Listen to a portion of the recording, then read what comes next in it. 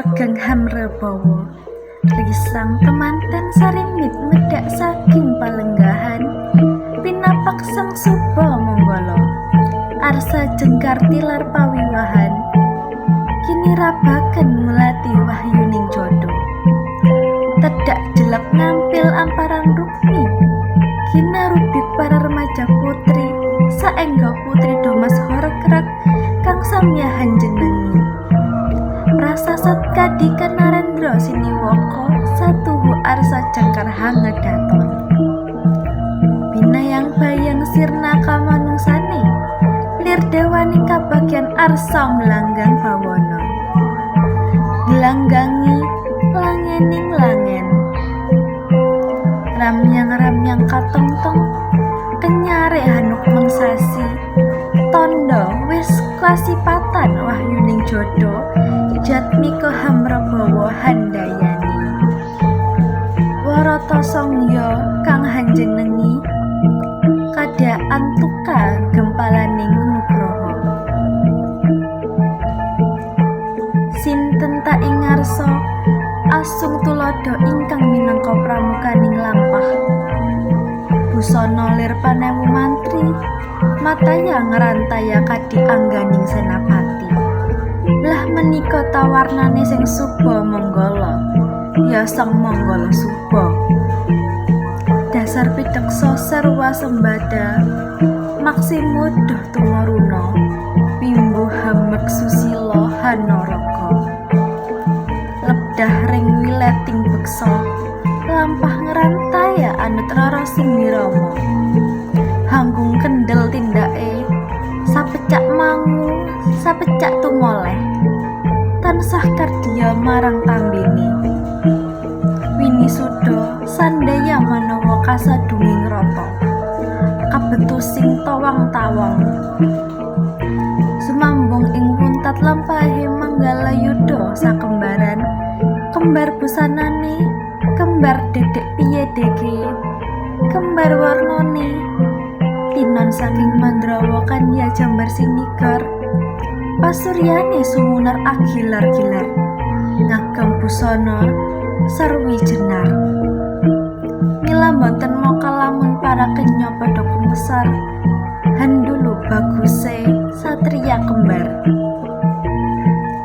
sawurinira ana dwi wanodya alit sakembaran parandene wis katinggal sumunar tejane mencorong cahayane tinon saking Mandrawa glewa-glewa kadya golek kencana kang bisa tata janma inggih punika warna nirapata sakembaran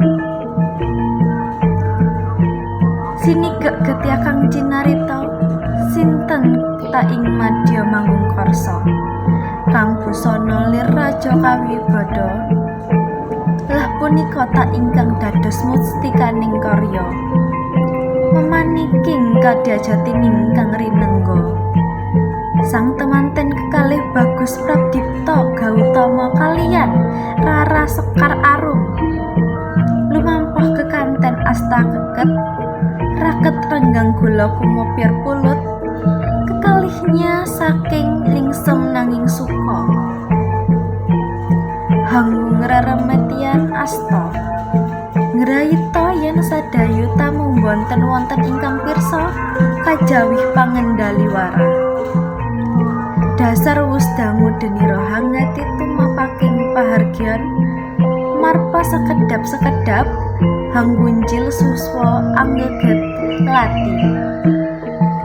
karena tansah kardia kang ginupit mangke ing tilam sari sawingkingnya sang pinganten ibu juru paes dalah ibu pangembaning putra temanten sekalian dasar ibu paes prigel terampil anggayaning jijibahan anggrenggo amamatut amamantes sang pinganten mila asiling pangarian satuhu datang ngaji wahyu semanten ugi ibu pangembaning putra temanten prigel lan pinter nata balewisma ngomong putra datan kuciwa lampahira sang Pindaraja kinarubik para remaja putri estening lir kasar. Sedaya sami suliteng warni, gandes luwes meraati lelewani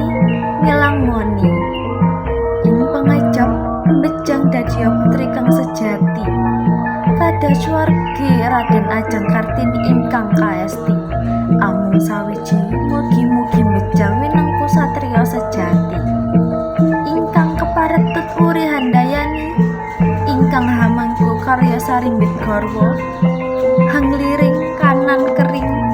sajak sarju katuju ing penggalih.